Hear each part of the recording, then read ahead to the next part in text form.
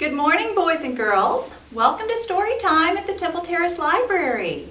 I've been missing you all so much, so I'm really happy that you've joined me today for Story Time. We're going to be hearing a story by Beatrix Potter. She's not only the author who wrote the story, but she also did all of the illustrations. Those are the pictures. Before we get started, I want to introduce you to the main character who's come to listen to the story with us. Peter's here, and he's already got on his listening ears. You know, he's always got his tall ears on for listening. And like I've told my regular story timers many times, I've had several bunnies through the years for pets, and I don't think I ever heard them make a sound, but they always had their listening ears on. So put on your bunny ears, and let's hear Peter Rabbit. Once upon a time, there were 4 little rabbits, and their names were Flopsy, Mopsy, Cottontail, and Peter. They lived with their mother in a sandbank underneath the root of a very big fir tree. "Now, my dear," said old Mrs. Rabbit one morning, "you may go into the fields or down the lane, but don't go into Mr. McGregor's garden. Your father had an accident there, and he was put into a pie by Mrs. McGregor. Now run along and don't get into mischief. I'm going out." Then old Mrs. Rabbit took a basket and her umbrella and went through the wood to the baker's. She bought a loaf of brown bread and 5 currant buns. Flopsy, Mopsy, and Cottontail were good little bunnies, and they went down the lane to gather blackberries. But Peter, who was very naughty, ran straight away to Mr. McGregor's garden, and he squeezed under the gate. First he ate some lettuce and some French beans, and then he ate some radishes, and probably many other things. And then, feeling rather sick, he went to look for some parsley. But round the end of the cucumber frame, whom should he meet but Mr. McGregor? Mr. McGregor was on his hands and knees planting out young cabbages, but he jumped up and he ran after Peter, waving a rake and calling out, "Stop, thief!" Well, Peter was most dreadfully frightened. He rushed all over the garden, for he had forgotten the way back to the gate. He lost one of his shoes among the cabbages and the other shoe amongst the potatoes. After losing them, he ran on 4 legs and went faster, so that I think he might have got away altogether if he had not unfortunately run into a gooseberry net and got caught by the large buttons on his jacket. It was a blue jacket with brass buttons, quite new. Peter gave himself up for lost and shed big tears, but his sobs were overheard by some friendly sparrows who flew to him in great excitement and implored him to exert himself. Mr. McGregor came up with a sieve, which he intended to pop upon the top of Peter, but Peter wriggled out just in time, leaving his jacket behind him, and rushed into the tool shed and jumped into a can. It would have been a beautiful thing to hide in, if it had not had so much water in it. Mr. McGregor was quite sure that Peter was somewhere in the tool shed, perhaps hidden underneath the flower pot. He began to turn them over carefully, looking under each one.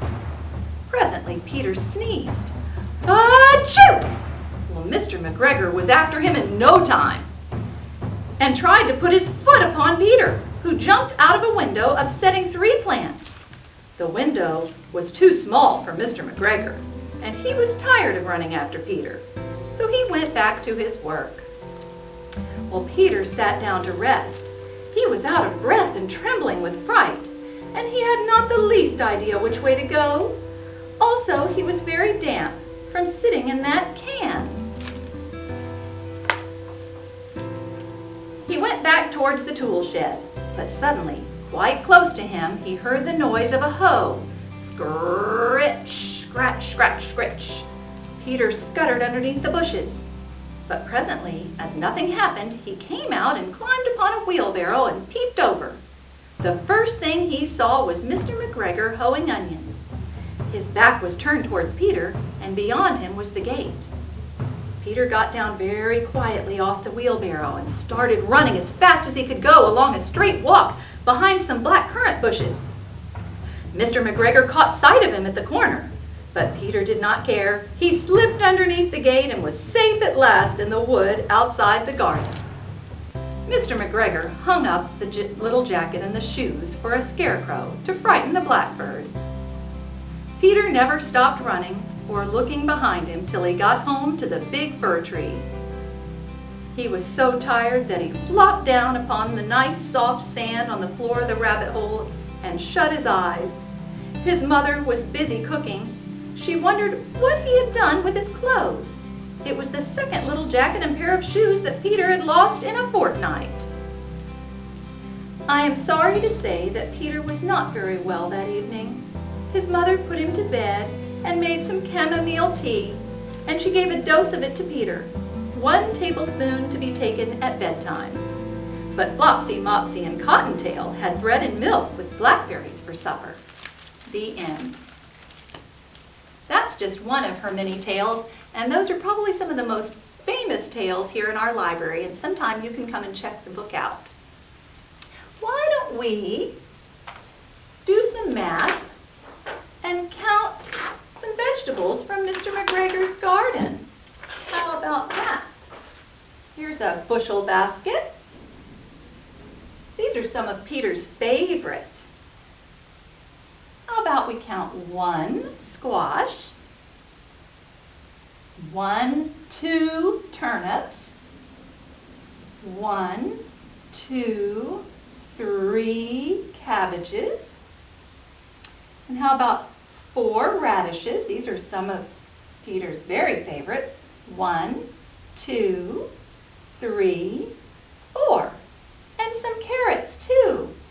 1, 2, 3, 4, 5. That looks delicious and so healthy. Let's count and see how many we have all together. 1, 2, 3, 4, 5, 6, 7, 8, 9, 10, 11, 12, 13, 14, 15. That's more than all the fingers on both your hands. Well, with 15, what if we gave some to Peter for lunch? I think he's getting hungry about now. He might like to have a carrot and maybe a radish, and maybe even one of his cabbages. Let's give those to Peter for lunch. Yum, yum. Let's see how many we have left. We've taken away 3, so let's see how many we have left. We had 15, but now we only have 1, 2, 3, 4, 5, 6, 7, 8, 9, 10, 11, 12.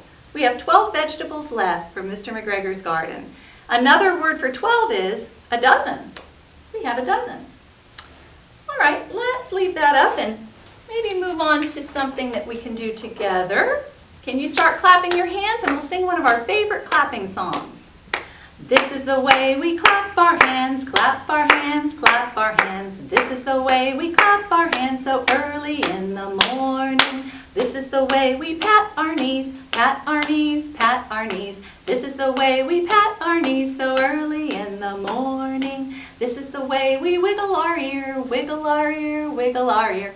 This is the way we wiggle our ear so early in the morning. This is the way we wave hello, wave hello, wave hello. This is the way we wave hello so early in the morning. And this last one is very important. This is the way we wash our hands, wash our hands, wash our hands. This is the way we wash our hands so all day long. Not just early in the morning, but all day. Anytime you get your hands a little dirty, you need to go wash them. How about this one? Peas porridge hot. You know this one. We could do some clapping with it. Peas porridge hot, peas porridge cold, peas porridge in the pot, 9 days old. Some like it hot, some like it cold, some like it in the pot, 9 days old. Very good. All right, now look and see what colors you're wearing today.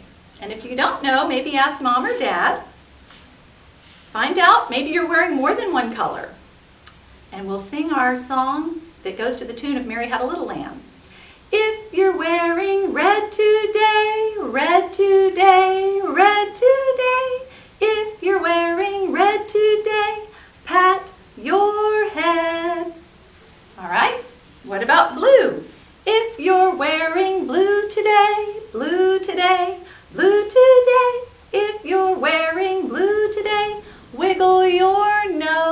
like Peter Rabbit. That's how a rabbit wiggles his nose. If you're wearing yellow today, yellow today, yellow today. If you're wearing yellow today, shake your shoulders. That feels good to stretch. If you're wearing green today, green today, green today. If you're wearing green today, pat your knees. If you're wearing purple today, purple today, purple today. If you're wearing purple today, wave hello. And if you're wearing pink today, pink today, pink today. If you're wearing pink today, stand on one foot. That's hard to do. If you're wearing black today, black today, black today. If you're wearing black today, touch your toes. You can wiggle them too. If you're wearing white today, white today, white today. If you're wearing white today, stamp your feet.